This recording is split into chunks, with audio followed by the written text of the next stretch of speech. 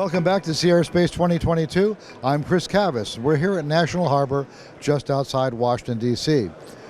Right now, we're at the booth for Huntington Ingalls Industries, now known as HII. A new look, a new corporate logo by the company, debuted here at Sea Air Space. The company is trying to mark its emergence into areas beyond just shipbuilding, of course, the industry for which they're best known. Right here, we've got, for example, the Remus 300 underwater unmanned vehicle. This is part of the Remus family of vehicles, of one very well-known product in commercial and military use. The Remus is actually now become the program of record for the U.S. Navy's Lionfish underwater unmanned vehicle program.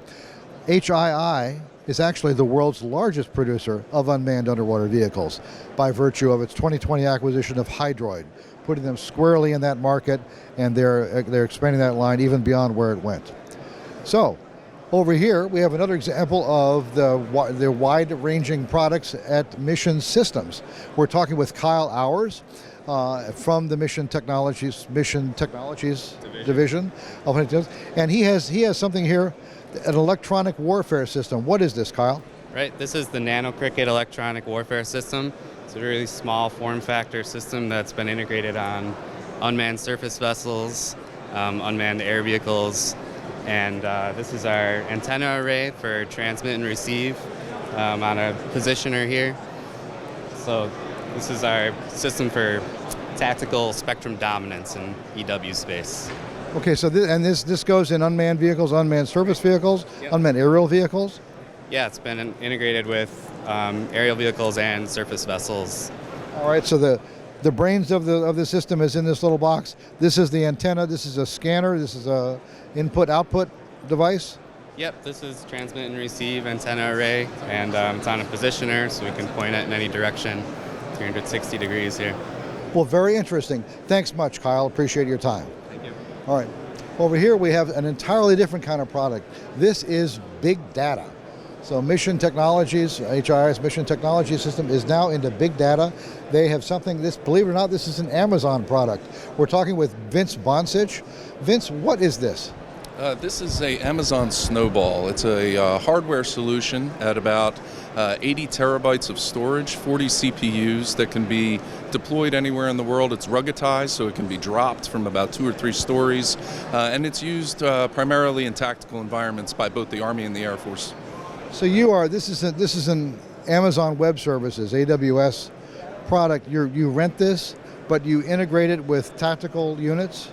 For example? Yes, yeah. So both the Army and the Air Force, the reason it's here, have successfully looked at prototyping this by first taking their big data solution that's government owned and scaling it down from the cloud at petabyte scale to terabyte scale so that it can be used in similar fashions in tactical environments.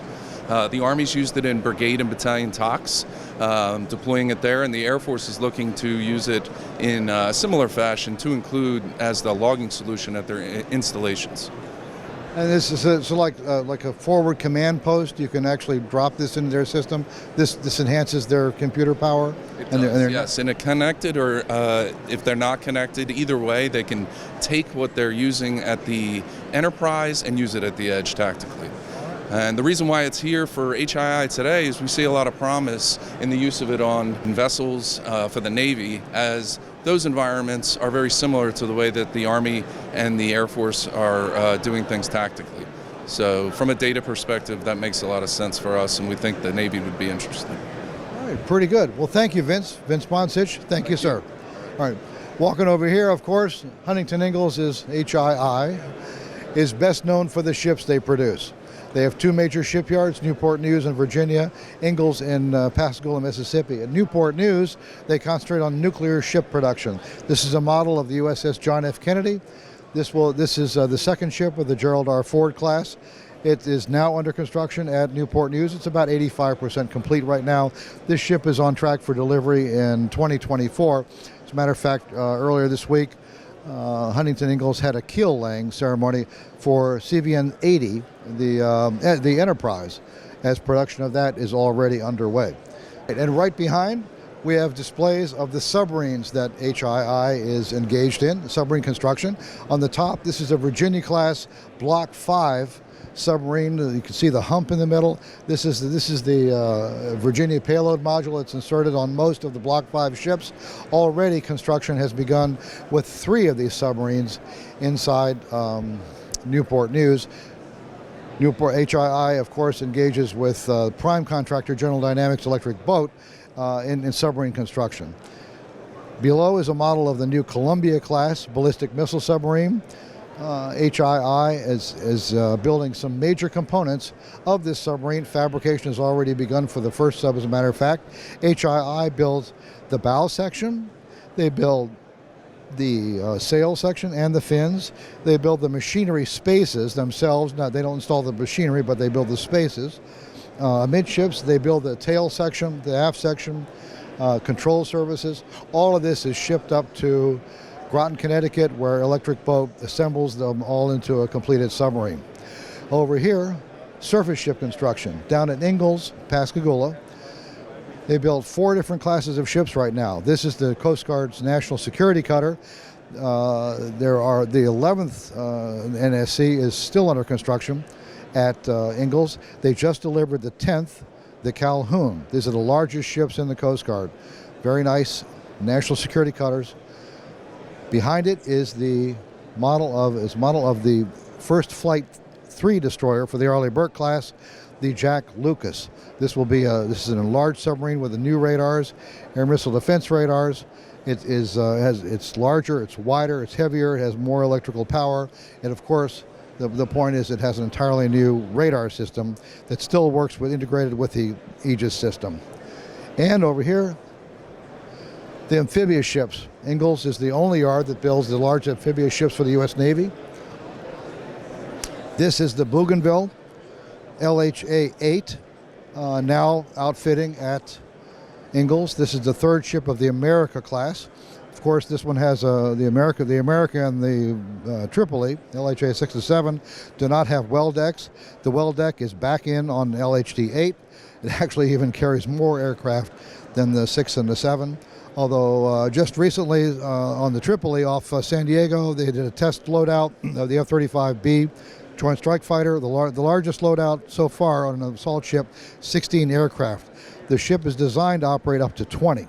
This ship is outfitting right now. The 9th of this class, the LHA-9, is also requested full funding in the latest 2023 budget submission. Next door, this is a model of LPD-30, the Harrisburg. This will be the first of the Flight II variants of the San Antonio LPD-17 class. The HII just delivered the Fort Lauderdale LPD-28, which is a variant. It's called Flight 1 Plus, very similar to the Flight IIs in that the gone are the classic enclosed masts. The great big huge enclosed masts are gone. In its place, you have a lower profile. You have a mast that's quite similar to the DDG-51 class and other improvements. And that's a quick look at the ever-widening scale of products coming from HII.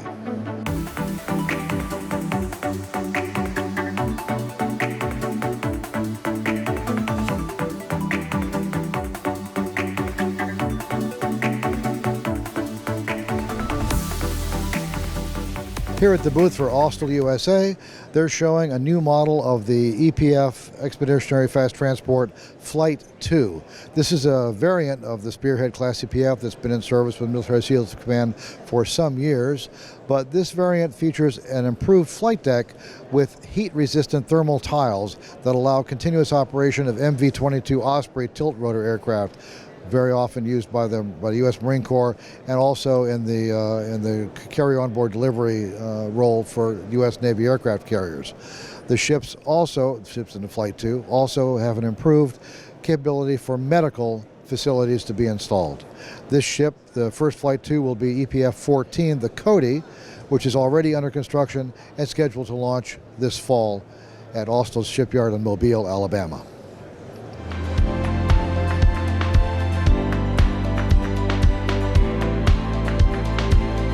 We're here at General Dynamics, where NASSCO, one of the 3 shipyards of the company, along with Electric Boat and Bath Iron Works, builds the Expeditionary Sea-Based ship. Great, big, enormous 95,000-ton ship that has become pretty popular with the U.S. Navy. 3 of them are in service right now, serving with 3 numbered fleets. Another one, the John L. Canley, is under construction in San Diego, about to launch this year. I think a total of 8 are in the program. The ships are out there. They're used as joint bases by the Marines, by the Army, by the Navy. And people are thinking there's a lot more that can be done with this ship. So we're going to talk today with Brett Hirschman.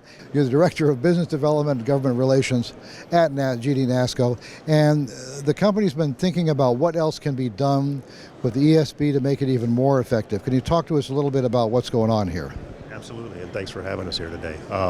The ESB was designed as a solution to the Navy's afloat forward staging base requirement, right? They used to use amphibs and they used the Ponce as an interim, the old LPD. And so the goal was to build these ships affordably.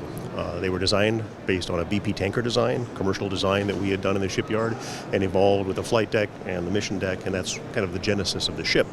The first one was delivered just a few years ago, and again, we're progressing through, the class out to ESB 8. And the idea was, if you build it, they will come. The ship is designed with lots of space, lots of reserve, and power and water and all the hookups, but you bring the mission sets on board. And so initially, like you said, that was for things like mine warfare, both airborne as well as surface-borne, and with unmanned vessels. That was also for special purpose MAGTF, right? Scalable forces for the Marines. Special forces, SOF, love these vessels. They're getting a lot of use around the world. And as you got them out there, the first couple, the goal was get them out there, get them into the hands of the fleet commanders, because they're forward deployed, and the numbered fleet commanders own them. And experiment and decide what you like, and then feed those requirements back here to the States and let the resource sponsors work on adding capabilities into future ships. We're doing that now with ESB 6 and ESB 7, some heavier cranes and davits and some other capabilities, and additional berthing for the embarked forces that are going to be on board the ships.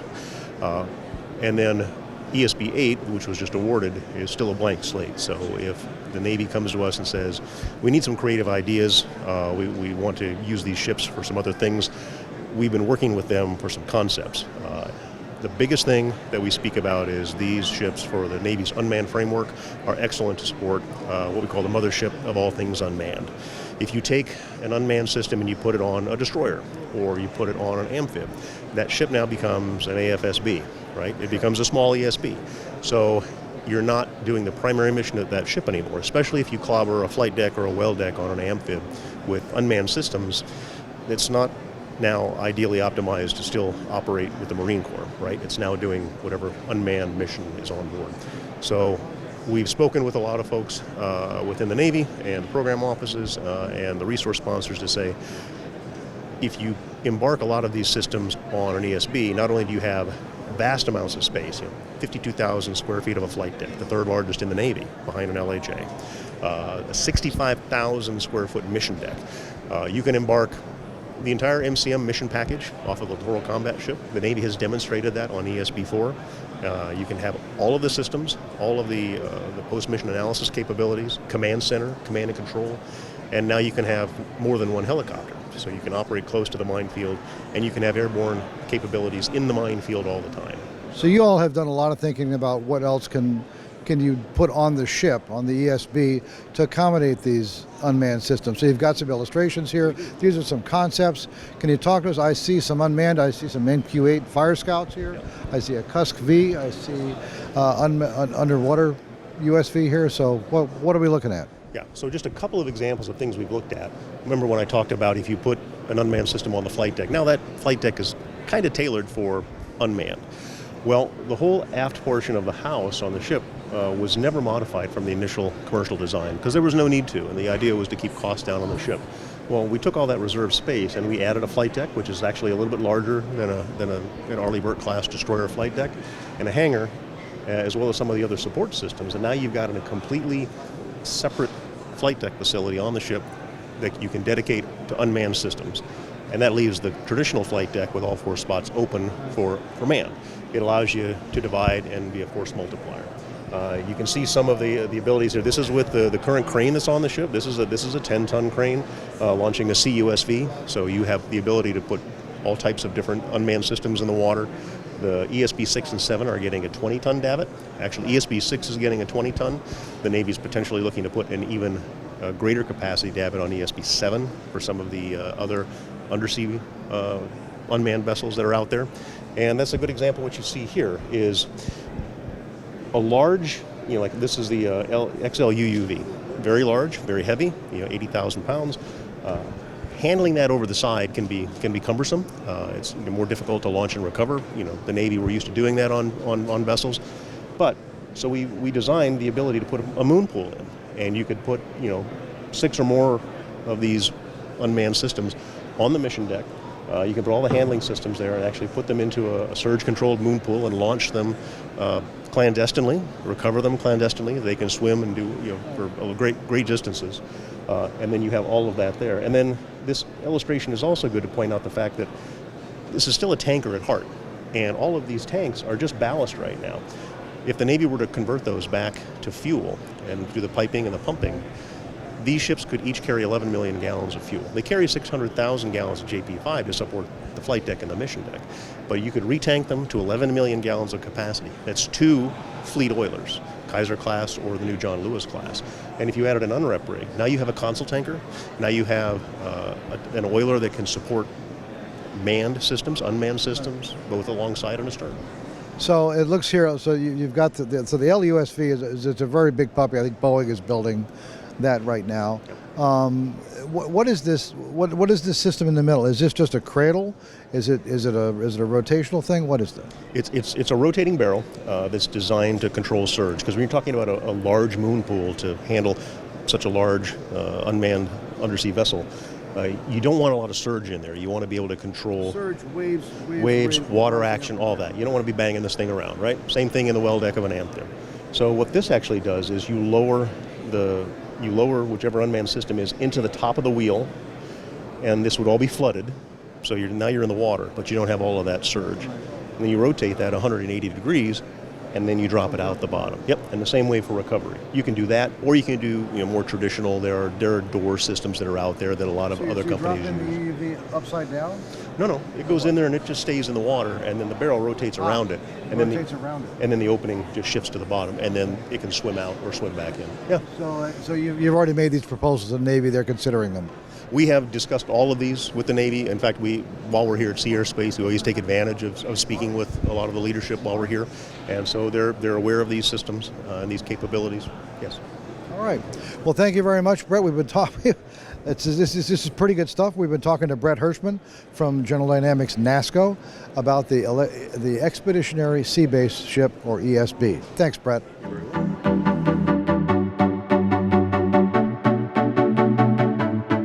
All right, it's the end of the show. Chris, my good friend, what are your takeaways from this year's edition? Well, I like these shows no matter what, year in and year out. It's a great chance to see people. It's a great chance to be able to walk around, get a lot of information from a lot of companies about a lot of programs in a pretty short period of time. So, what you see at this show is the big stuff. You see aircraft carriers, not a lot about aviation. Maybe it'd be nice to have more, but there aren't that many new aviation programs on right now with the U.S. Navy. The biggest one is NGAD, the next generation, which nobody wants to talk about anyway. It's all classified. Shh, don't tell anybody. So you're not going to see a lot about that. The ship programs that you've seen, there's still some laws out here, light amphibious warfare vessels, which nominally is a competition, although it's been pushed back to 22 years in the latest budget. There are some companies that have laws here that are being pretty quiet about it, don't want people to see it too much. So that's always a problem to deal with. You're not going to see a DDG-X model out here. But you see new versions of things, like we just talked about, the Austal, the Flight II of that, the Flight II variants of the LPDs from Ingalls are coming out. So we talked about new ideas with the existing Expeditionary Sea Base ship, ESBs. That's a program that has a future, apparently. And, it's good to get that kind of information out here. Great time to see it. There's electronic systems out here. There's a lot of stuff that's not very sexy, that's kind of under the radar. I was getting a demonstration of different ways to join pipes together without welding, using just squeezing them together essentially. The ship lift system that Fincantieri is installing up at Marinette that they'll be building with all the new frigates will be built this way. The companies hear about how to do ship lifts. It's the nuts and bolts that do ships, put ships together. That doesn't always get a lot of headlines, but it's still pretty interesting. All right, and I guess that's a wrap. Let's head out to Norfolk now. Next, let's go to sea.